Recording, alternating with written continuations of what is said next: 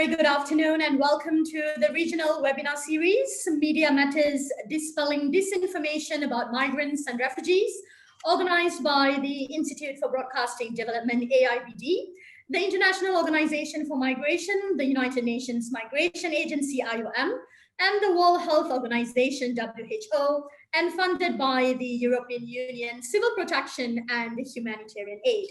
Now, the aim of today's training is to enlighten media and communications professionals to play a critical role in shaping public perceptions of migrants and refugees by providing accurate information, stigma-free language, and ethical reporting with an inclusive approach in addressing disinformation and xenophobia.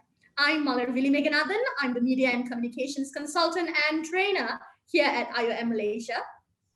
And I am Ramesh Ramachandaran. Greetings from New Delhi. I am the Senior Consulting Editor at DD India. Now, DD India is the Indian public broadcaster, Doordarshan's international television channel. And Malar and I are co-moderators for today's event. So Malar, would you like to recap last week's webinar and also walk our participants through today's agenda? Thank you, Ramesh. Before we start our session today, please allow me to recap last week's webinar. So last Tuesday, we started with session 1, Shaping the Narrative, Media Migration and Public Perception by IOM. So in that presentation, we highlighted several key statistics and objectives of well-managed migration and why it is important for media professionals to know and understand these issues, followed by current public sentiments, the level of xenophobia, and what are some of the pressing socio-economic challenges faced by migrants and refugees, not only in the country, but in the region. And at the end of the presentation, we included recommendations for media practitioners on ethical reporting, ways to amplify voices of migrants and use stigma-free language. And in the second session, Faiza Thanggol from WHO outlined several important aspects of community engagement, the importance of direct engagement in decision-making with communities, especially refugees and migrants, and how the media can promote inclusion in this issue. And today we are pleased to have 2 more interesting sessions, Strategy in Combating Disinformation on Migrants and Refugees, and the New Neighbors for Migrants project by MDI. And after the 2 sessions today, we will take questions from the participants. So please kindly drop your questions in the chat box below so we can address these questions to our presenters today. Ramesh? Thank you, Malar. All right, let's dive straight into our first session for today. We are focusing on the theme of strategy in combating disinformation on migrants and refugees. It is my distinct pleasure to introduce to you Adrian Pereira. A very warm welcome to you, Adrian. Now, Adrian is the Executive Director of the North-South Initiative. He co-founded the NSI in Malaysia in 2011 to further the cause of rights and social justice. Now, Adrian is an alumnus of the Royal Military College in Malaysia. And a quick word about the NSI itself. The North-South Initiative started operating autonomously as a full-fledged civil society organization in 2015. It describes itself as a youth-adult partnership-modeled initiative. Its primary mission is the empowerment of marginalized groups, that is, the indigenous peoples, minorities, students, youths living in conflict zones, migrant workers, refugees, small farmers, interfaith or intra-faith actors, and other disenfranchised minorities who need solidarity. Adrian, the floor is yours. Hi, hello everyone. Is my sound clear? Yes. Okay, let me share my screen here. Yeah.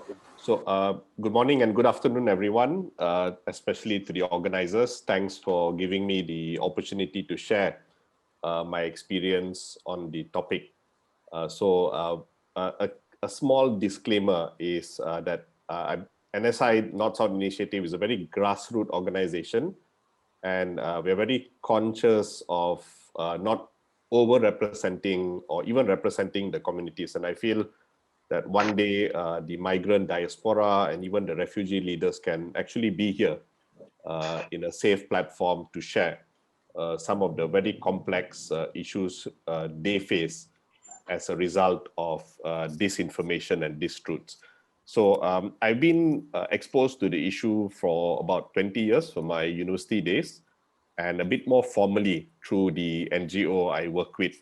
And I'm very happy that the organizers have kind of got Malaysia as one of the case studies, because it's very unique. And why I say unique, because it's a country that is geophysically and geopolitically in the center of Southeast Asia and also regional politics. And some of these aspects historically also, despite the diverse history and multicultural demographics, has shown that racism and xenophobia still continues to be shown in the public sphere. So a big thank you for that. And also in these very difficult times of the pandemic, we also have to look at how the world has changed in terms of media reporting regarding the effects of how the pandemic has affected these two communities. And I think even the UN acknowledges that the pandemic has shown the ugly head of racism and xenophobia in a bit more, in a more often occurrence. So it's also in the age of overload of information and digital dementia. I think it's hard for people on the ground to differentiate between what is the truth and what is the opinion. And my sharing today will show some of the dilemmas faced by the different types of very contentious reporting. But with that said, I'll also take the chance to thank all the media. I mean, I've had so much assistance in covering the issue faced by migrants and refugees in the pandemic year by different media, not just from Malaysia. And I think that effort to reach out to the community, to the NGOs on the ground, and try to expose the truth has been a big contributing factor to helping us get rid of disinformation. So a big thank you, but at the same time, there's still a lot more to go. So let me share some of the very strange situations that I faced.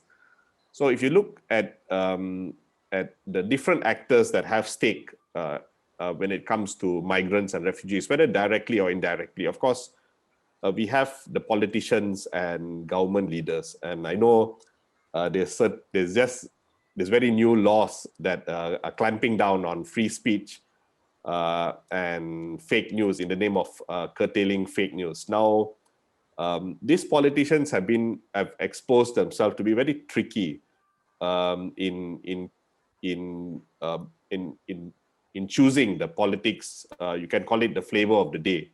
So, as the pandemic has caused many people to be afraid of whether there'll be enough resources for fellow citizens, the politics then spills over into how the animosity of whether we should share these resources with migrants and refugees. So this is an old article that a politician kind of exposed.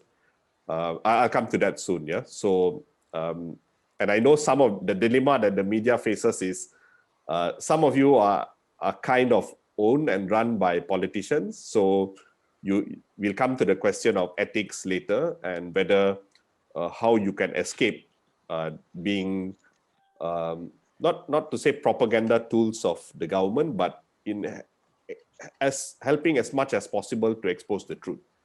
And besides the politicians, the other actors that are really trying to whitewash, greenwash themselves is the corporate sector.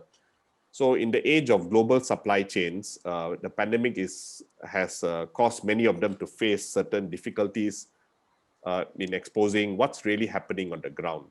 And Malaysia has been exposed in different reports by governments and also brands themselves and buyers of how certain abuses are happening. So the migrants in the supply chain need their stories to be exposed, but with a certain degree of safety. And I think we all remember what happens when migrants try to expose these stories.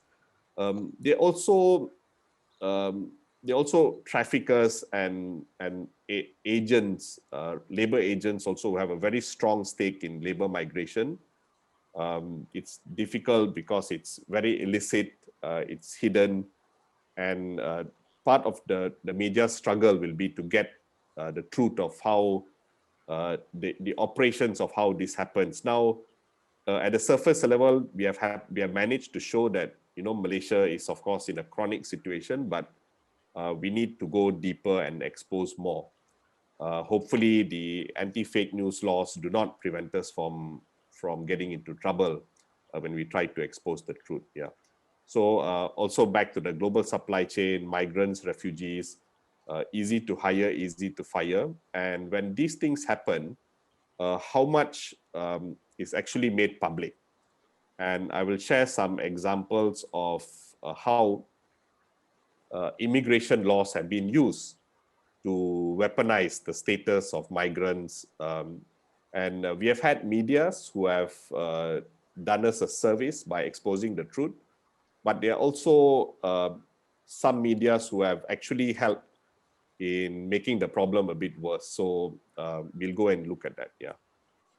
And of course, it's also difficult when there are no policies, for example, refugees and asylum seekers. So this is an example when our outgoing Prime Minister came back into power. He made a kind of like a mischievous statement that there are 7 million immigrants in Malaysia because Malaysians don't want to work hard. Now, narratives like this need to be managed properly. Now, maybe he could have said it, but the way the headlines portrayed causes the locals to feel a bit of uneasiness. And without civic rights, we have never had that space where migrants and Malaysians come and meet together. I'm not sure how it is in other places. I know there are attempts, but this is an example of how misinformation will have a very negative effect on communities. Yeah? Wait, where's my sharing? Yeah. So this is another very difficult topic in the age of pandemic, especially the resources, sharing of resources. So if you look at this article, it says Malaysian jobless shot up to almost 1 million. Yeah. But at the same time, you have the economy saying that we need 500,000 workers, and this exploitation or the bridge between these two very different economic indicators are not explained. Why do we have so much a huge unemployment rate? But at the same time, there are sectors who are in need of workers. So I think that the role of the media here would be to help people understand why this happens. Is it the form of exploitation? And to do this, you will need to really dig deep, collaborate. I'll talk about collaboration a bit later. And the impact of misinformation is also so unfortunate. And in this case, and even till today, migrants and refugees have been denied health subsidies by the Malaysian government in the name that they are not paying the fees, but in reality, all the economics have already been paid. So when a media story like this comes out, it doesn't explain the mechanics. Now I know the difficulty is when you do your articles, some of the nitty-gritty may not may not be included, but there is a consequence of that. You guys are the expert. You need to think, how do you explain the bigger picture, and not just portray that, you know, migrants are not paying the hospital bills. I remember it was about 300 million in that particular year, but the media didn't say that, you know, the migrants have already paid billions in different forms of taxations. So I can't call it misinformation, but it's not portraying the whole truth. And as a result, till today, migrants don't have their health subsidy. Yeah. And also, when I'll talk about collaborations later in terms of working with different actors, for example, the media collaborating with investigative journalists, and even the academic world. And also a shout out to the academic friends who have now come into the picture to help us reinforce positive narratives. But we can only do it with the help of the migrants. And if you look at this research, it shows negative impact induced by foreign workers. You know, the construction workers in Malaysia are so helpless. I mean, if you meet them 12 to 16 hours a day, and here you have a kind of mischievous research that shows that they are the guys inducing a negative impact. And this is mind-blowing. So your role is to then find a counter narrative or inspire other researchers to take up this issue. Why are such helpless construction workers being blamed for a negative impact? Of course, in the research, it gives some explanation, but from the media perspective, this will somehow fall on you. And also, I think I like to thank the UN for producing this publication, which tries to manage terminologies in the narrative that is explained. And if you look at this article, it says Malaysia is heaven on earth. And in Asia, the cultural nuances of such terms are really blown out of proportion. What will a Malaysian think? Hey, this is my heaven and earth, and now you are coming and intruding. So the UN has attempted to come up with some guidelines, and much more work is needed. Yeah. This is another strange character who's asking, who became very negative towards the Burmese refugees without understanding the context. So, of course, most of the migrants who come to the Myanmarese refugees may not have the actual status of a refugee. So it makes things very complicated. And there is a legal term called pati, or illegal migrant, which the definition by law is so broad and mind-boggling that almost any documented, undocumented, a stateless, a refugee can be categorized by this title. And till today, I haven't seen the media helping to elaborate that. So yeah, while it is a problem with the law, the rigorous testing of the law and the terminologies used can be very helpful in fighting misinformation. Yeah. This is another very strange article. Luck runs out for illegal. I mean, the term illegal foreign workers was something we should be very sensitive and not use. These terms called irregular, undocumented, but even those terms can be problematic. But to say luck runs out, it's very problematic. In terms of the deaths of migrants. Now, here, this article says a Nepali dies every day.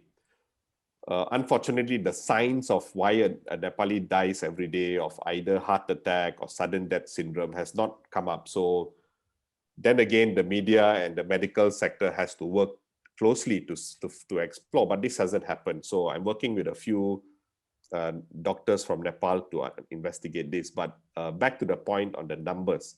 So here it says once a day, and then for Bangladeshis, it says 2 a day. But if you look at the government data, okay, the government portrays the statistics in a way that says it's only 281 migrants who die a year. Now, the mismatch of data has also falls, the duty kind of falls under the media. And unfortunately, getting statistics from government in Malaysia is extremely difficult. So then what do? How do you build that narrative with the limited data you have? And I think there are mixed methodologies where you can corroborate the different opinions, the different statistics that are available to help the public know the truth. So that again becomes your role. And again and again, we see, this is an old article, but the current sentiments are still the same. So criminals, and then a few years later, it shows it's about 11%. Even that, I think the media has not done its homework. So I'm not saying that that the journalists are lazy. I know that you face editors who may want to control the narrative for political or economic reasons, but your job will then be to find out, to challenge the government of the day or the politicians of the day to unveil the truth. This is another very tragic consequence faced by Mr. Raihan, the Bangladeshi who appeared in the Al Jazeera video at the early stage of the pandemic. Now, the unfortunate things that happen is Raihan got kicked out of the country, and of course there was a law used. Unfortunately, it wasn't challenged to see whether it was applied in a rational and reasonable framework. But also Al Jazeera, the two journalists, I think they lost their jobs and were asked to leave. So there are consequences in exposing the truth, and I really need the bravery of the media to deal with this issue. How, I really don't have the answers, but what can be done is, even if, let's say, they get deported, there's nothing stopping you from getting their stories. And this is the one thing that we really need the help of the media. All those migrants and refugees who have been illegally deported or repatriated by the authorities, get their story. Let them tell the truth. Let them share their version of the truth, or the truth itself, on what happened. And that will inspire the many migrants and refugees to also fight. So I think rights-based journalism is very important. I know you have a dilemma in balancing what the sensationalism of viral videos, and I know some good friends who have indulged in this, and there's a very big question mark on ethics, using the communities to portray an information that it's almost emotional blackmail, but you get your viral and you get your income, from those kind of news. So there are a lot of ethics that need to be looked at, standards, and I think the rights-based approach of participation, accountability, non-discrimination, empowerment, and also linking to standards can be a guideline for the media in how you tackle these issues. At the center of it has to be the migrant and the refugee themselves. I don't know how we are going to do it. We need to think of ways. They're currently extremely afraid, especially backlash from right-wing politics, from citizens themselves who feel that their spaces are being taken up. But in reality, the resources are more than enough to be shared. So I hope that the journalists, editors, collaborate with researchers, collaborate with universities, collaborate with NGOs to come up with the narratives that are rights-based and will help you expose the truth. I think the complexity is also when misinformation is combined with xenophobia and racism, and we have seen medias and even academic circles which have been used by certain propaganda elements to portray migrants and refugees in a very negative light. I'm not sure how ethically we are going to challenge them. There's a debate about deplatforming versus freedom of expression.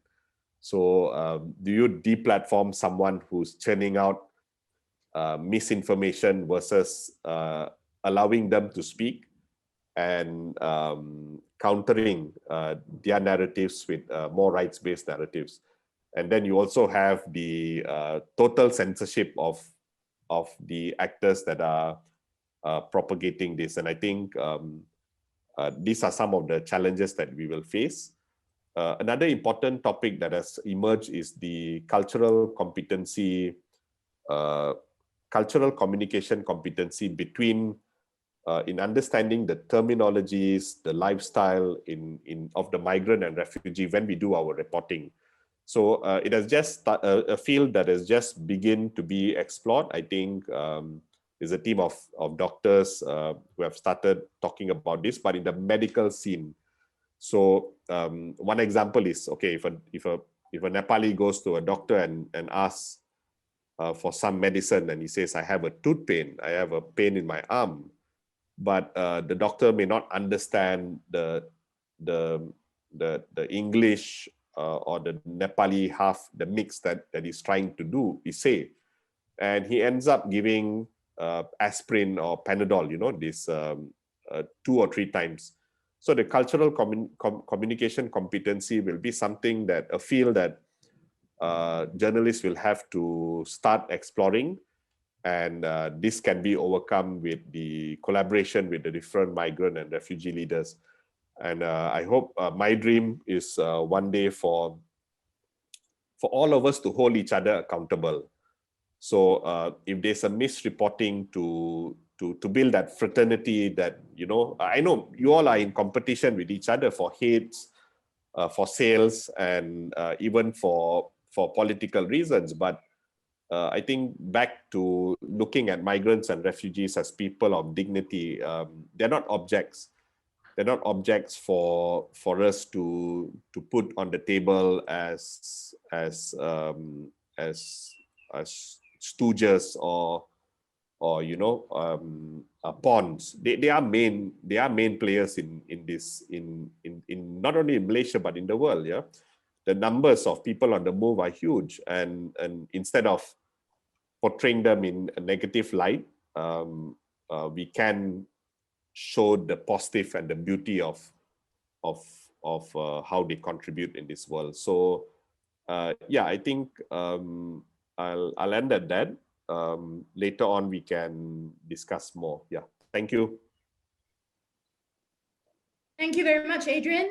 Thank you for explaining to us the role of media in constructing a narrative, and how media professionals should produce counter-narrative and at the same time understand the cultural nuances of terminologies, and also something very important is consequences in terms of exposing the truth, but end of the day, what is most important is to uphold the human rights and dignity of migrants, refugees, and vulnerable populations by upholding a rights-based approach or rights-based journalism. It's always a pleasure to have you with us, Adrian.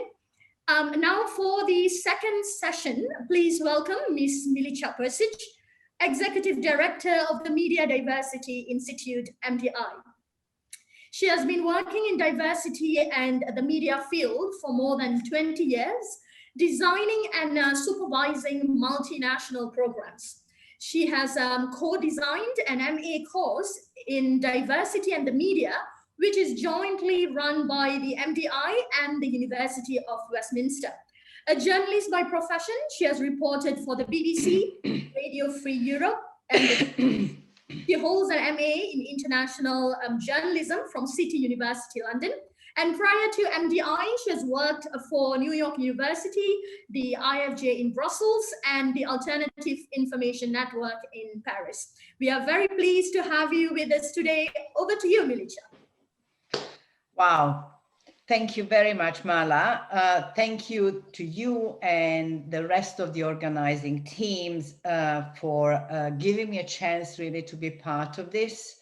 Media Diversity Institute really does care about these issues. And I'm so pleased that I'm talking after Adrian. Adrian, what you said is exactly what's happening in Europe. There is no difference. Maybe there is a bit more training done for journalists, but it is even then sadder to say that we provided all this training, you've been part of this, why you are still doing it wrong?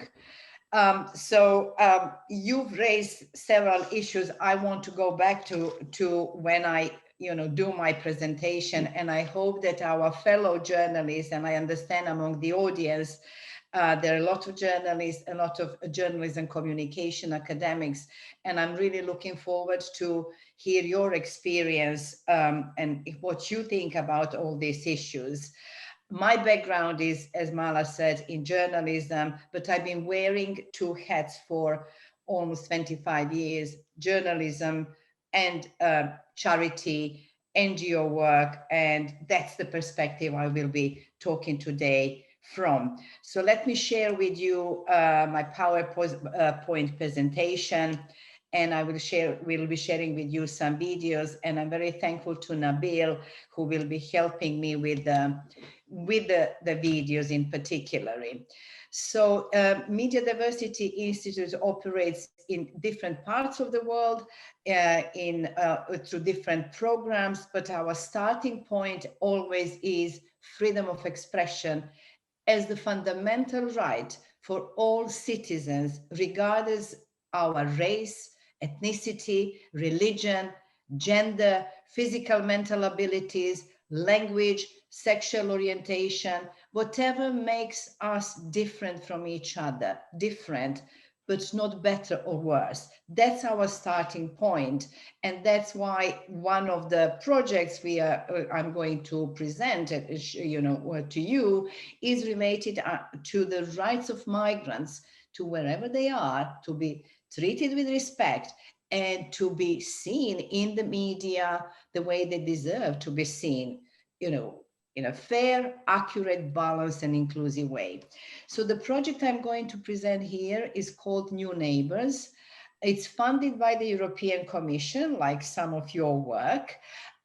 In the project, we have several partners. The lead partner is the European Broadcast Union, which is association of mainly public service media, mainly, but not only, and which is the most known actually for doing what is called Eurovision Song. You might have heard, it's a big music festival, sometimes in May, and it's very, very popular in Europe, but not only Europe. So I would start with actually the trailer for the series, for the project, and then I'll tell you a bit more about the objectives and the partners. Nabil, can you please play the first video?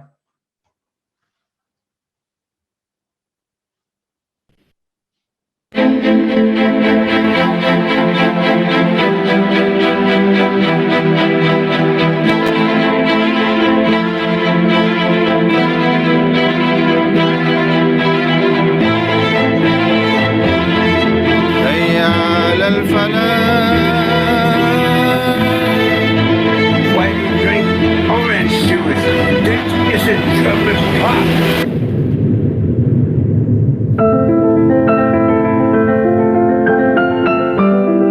Esta pared, justamente, es una pared muy fina. ¿Tú me enseñas inglés? Va bene, flüchtig. Ja.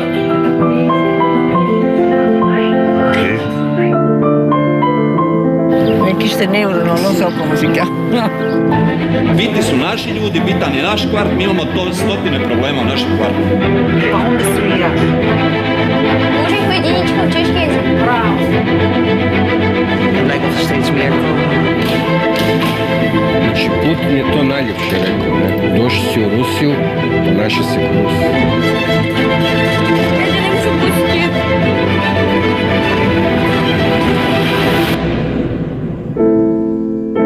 Thema in Zukunft? Ich habe keine Ahnung.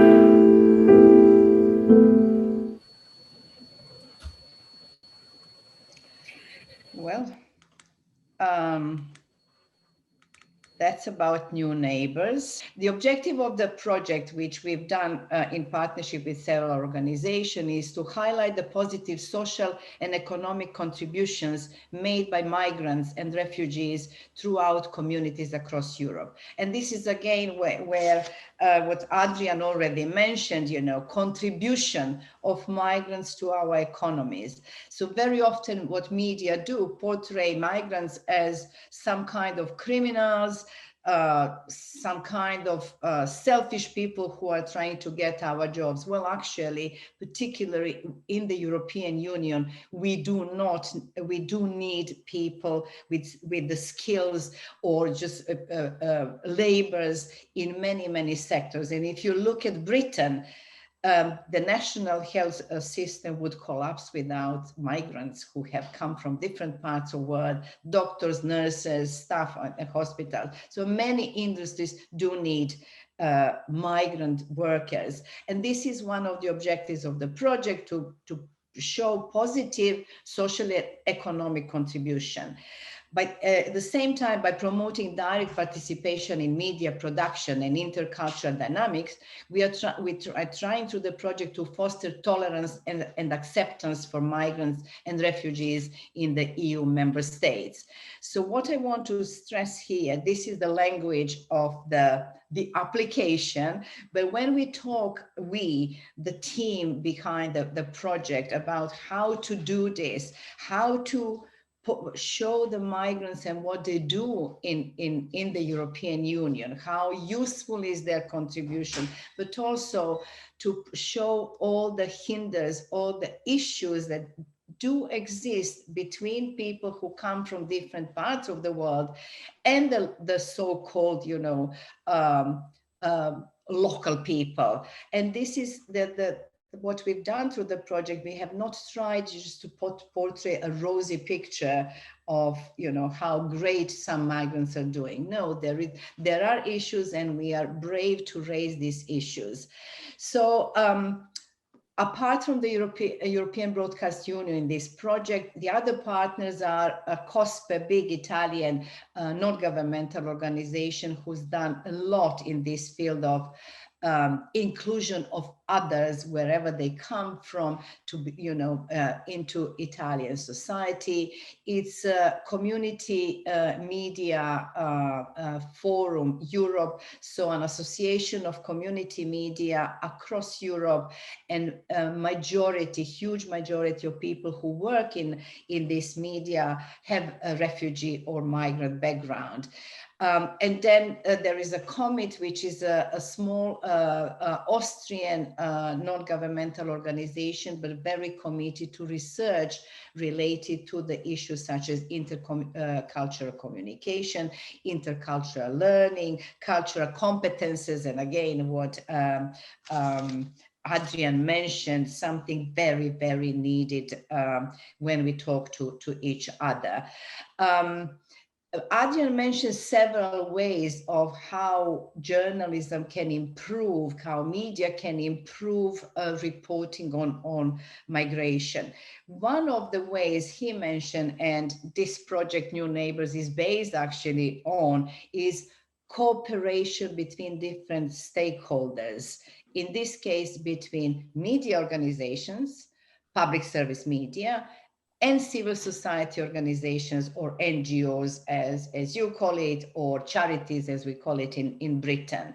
Why is this cooperation important? As a journalist, I can say very often I have to come with some, you know, to pitch some story, but I dried out of ideas. So where do I go to get the ideas? So one of the places to go is to organizations dealing with issues, you know, which might be of use to journalists or to the public. So going in this case to NGOs which are dealing with the migration issues, as a journalist, I can get story ideas, I can get data, I can get contacts for my heroes, someone, or, you know, I can do my story about. From the perspective of civil society organizations, which again, because I'm wearing that hat, are complaining very often, oh, media do not pay attention to what we are doing. We invite the journalists to our event, they're ignoring us. You know, we are issuing this new study, they're ignoring us.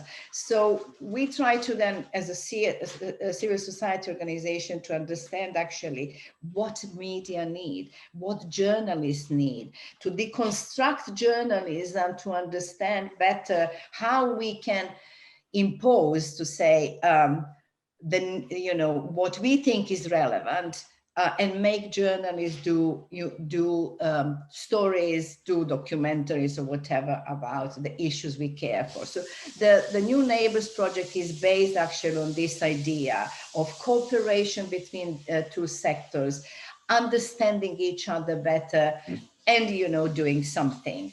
So we produced 9 documentaries which have been broadcast across Europe and still being broadcast and, you know, repeatedly broadcast in different countries. And we produce a series of campaigns, but I'll talk more about it in the next segment. I'd like first Nabil to show 2 other videos, but before you see them, I just want to raise once more, to draw your attention once more to the nature of this project: intercultural learning, understanding each other's cultures.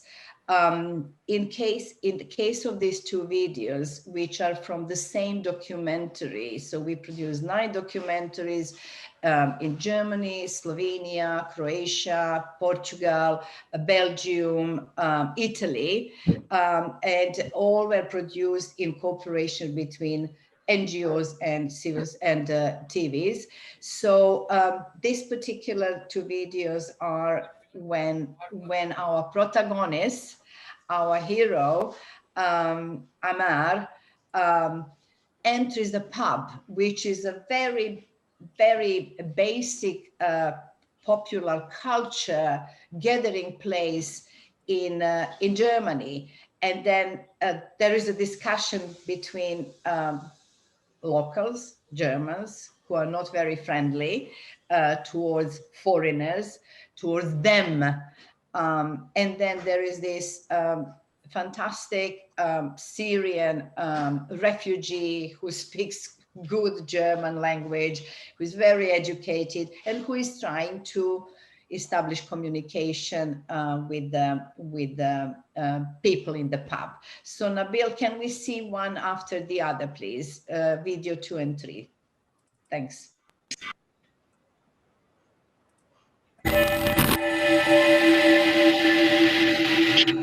Where are you from? I am from the most old city in the world. Yeah, where is it? Aleppo. Aleppo. Welcome to Berlin. Thank you. So, I'm very happy that you survived the fucking civil war. So, but don't drink, never go into the cup in the drink beer. Maybe you listen to get you to drink beer. Maybe. That is the wrong country for you.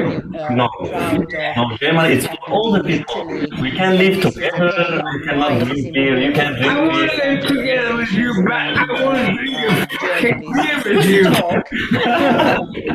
RAI, Italian public service media outlet, joined the project, was very keen to do a story about a migrant who came to Italy and who settled somewhere, you know, in Italy, but they couldn't find a hero. They couldn't find a protagonist. So it was actually COSPE, our Italian partner organization, which came with a help and said, well, we have a list of a pool, a well of migrants we've been working with, you know, helping them get the documents, get, you know, status, you know, get their kids to schools and all that. Let's sit down and go through the list and you tell us. And so step by step, they came to one family who came from Africa, settled in a very small place in Italy, where most of actually citizens have been living for bigger places, for you know, going abroad in search for better paid jobs. So here is he with a local baker working together, and in the trailer. Hello, can anyone hear me? Yes, please carry on. So okay, sorry. I thought maybe I'm in frozen out. Yeah, but Milica, can let me know when I can play, because I had already played video 2, but you were talking in between, so maybe you were having some. Oh, sorry. I'm really sorry. I didn't see that. So okay. So can someone just tell me? I'm sorry. All I can see is my PowerPoint presentation and the videos. Let me know if I can replay the videos back to back. Well, no. If the participants have seen video 2 and 3, I can go on. It's just you know only 2, because you were talking. So I did 3. So let me know if you want to have the. Please, thank you. All right, let me just play.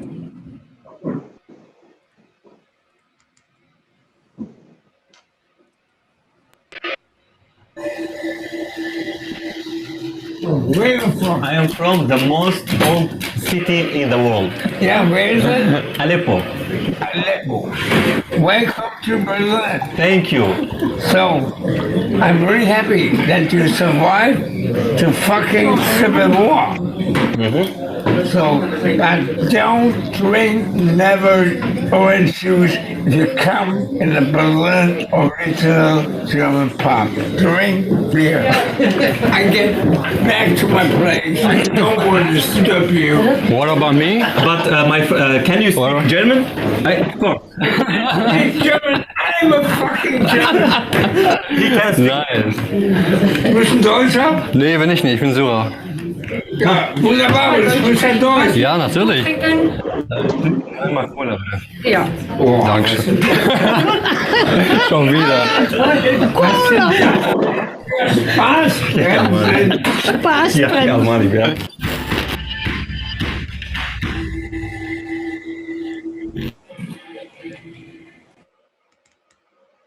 Well, you've seen the second video, and this documentary, when we were presenting it at a festival, an international festival in Fajana in Croatia, there were lots of talks about how did you do this? Why did you ask these Syrian refugees to go to the pub? You know, they're Muslims, they don't drink alcohol. But we said, you know, the best is you ask themselves, because we were not pushing for the story to be developing in certain ways. We were trying to understand what they want, how they see that they can maybe communicate better with the locals, introduce themselves to the locals, and, you know, discuss with locals the issues relevant to both sides.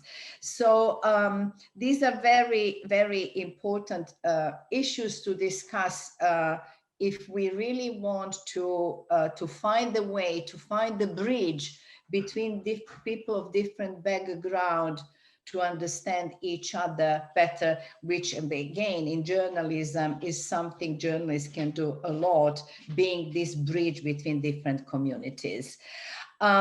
So apart from these 9 documentaries, we have also produced campaigns with the different civil society organizations across Europe. And I will show you some of these campaigns. I hope this is, for some reason, I'm really sorry, I don't know, we tried all this yesterday and it was working, but yeah, here are our campaigns. So basically, we trained some 50-something NGOs across European Union in how to develop and run campaigns, in this case, about migration, about refugees, about asylum seekers, and then include in their campaigns members of this particular group. So don't do it yourself, you know, by hiring a campaign expert to do it. Do it together with the migrants, with the refugees, because they know their lives the better. And so here is one of the campaigns run in Italy, and it's, I live here and this is my country. So basically different refugees talking into camera why they feel this is their country too, you know, how they feel in this country, and you know, sharing some of their dreams with the viewers, the consumers of the campaigns. And the campaigns were quite successful, gaining, in case of Italy, several million, you know, engagements on social media. Some of the NGOs with which we developed these campaigns were using cartoons.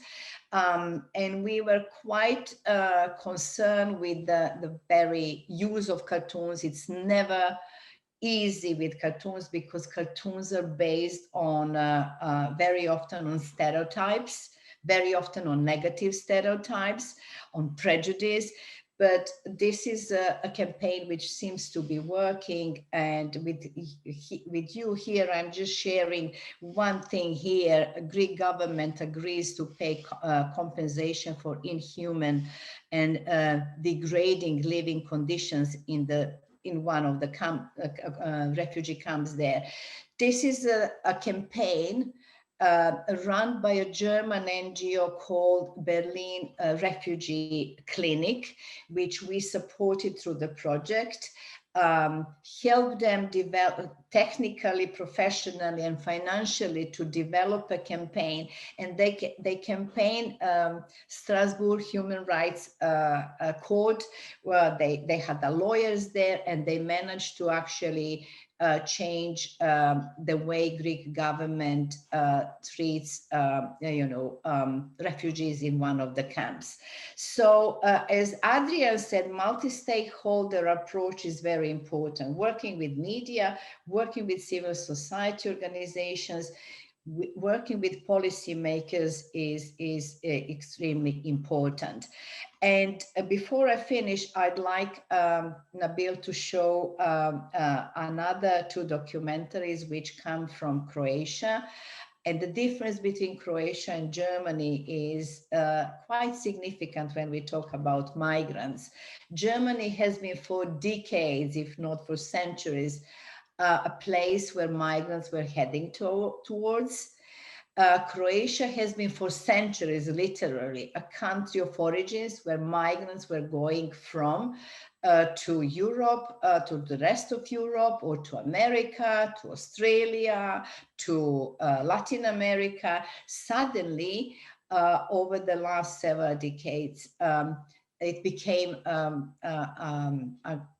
hosting in a way, hosting country, because most of the migrants who come to Croatia would actually like to move further into the European Union. So these are the videos from Croatia, produced by Croatian Public Service. Nabil, please.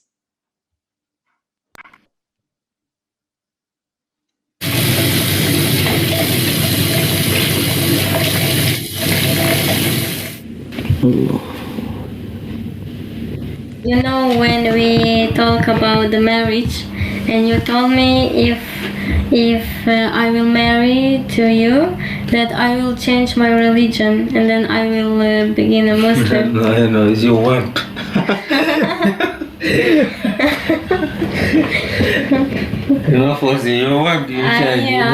I know. But then I told you that you live here in Croatia, so you have to change your religion and become a Catholic. And become a Catholic. Never. Never in my life, my child. But I don't know nothing. I don't know anything about the Muslim. I don't know how to pray. I don't know nothing. I never go in some. I go to my show everything. Really? You will show me. Yes. And what if I don't want to change my religion? Okay, no problem. No problem.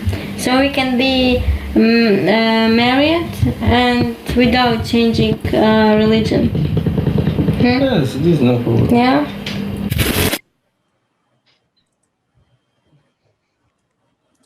Let me show the next video. Yes, please.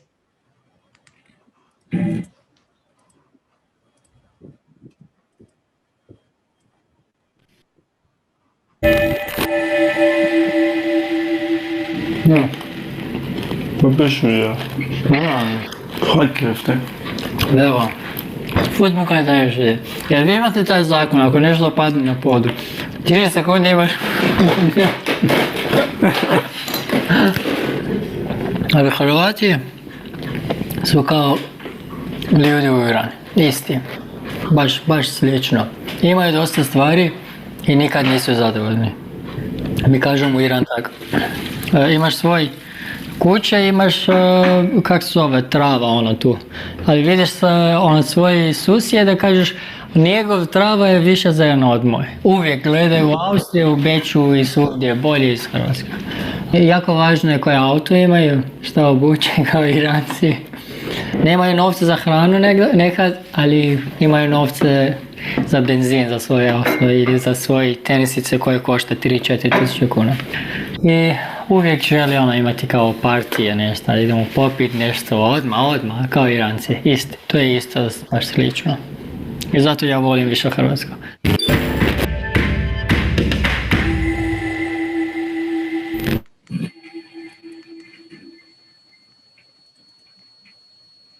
Well, so much in common. And again, in producing these documentaries, we've been also looking in, what makes people different from each other and these communities and these groups, but also what they have in common.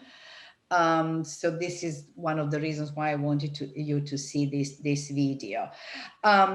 I'd like just to talk a bit more about cooperation between journalists and civil society organizations, or maybe just leave it to the audience to share with us how you get in communication, you get your stories, your heroes, something which is really important when we talk about migration in particular, because as a journalist, I know that when you go to your editor to pitch your story, you have to find an angle which would interest your editor, and it's sometimes really, really hard. So one thing is what we have in our heart, and we believe, these are the stories worth telling and sharing, but you have to find a way how to get your editor really interested in the work. The pictures you see now are from community media parts of this project, and they have produced, as I said, numerous programs related to migrants and with migrants as producers, as the protagonists of the stories. Based on this project, which I've been describing here, New Neighbors, we have developed a new project, new plan.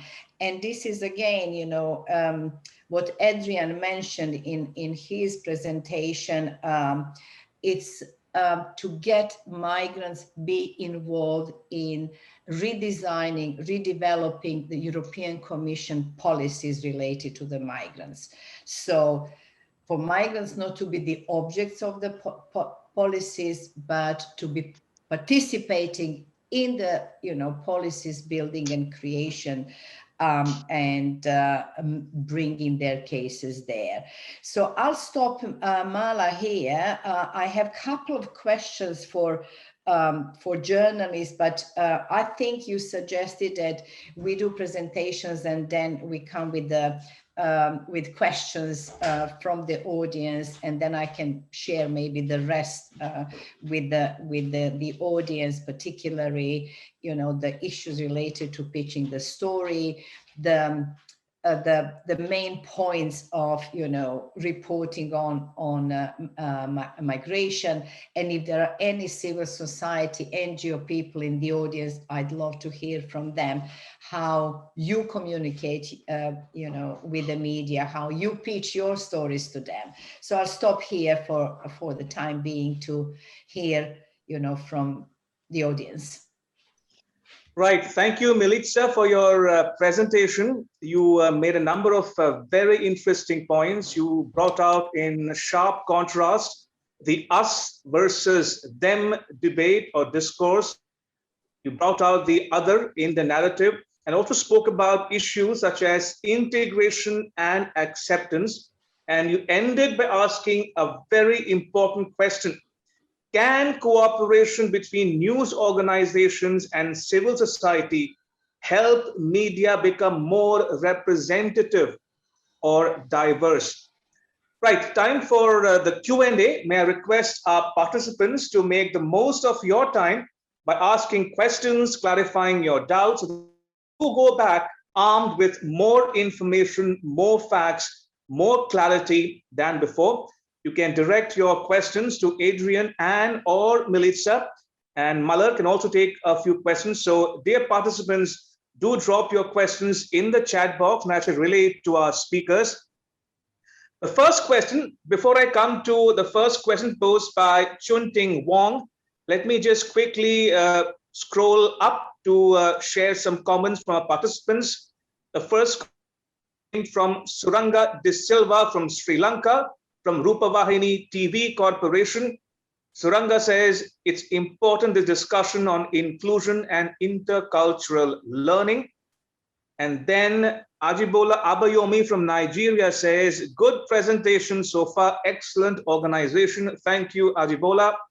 And also from, and now I come to the first question, and this is addressed to Milica.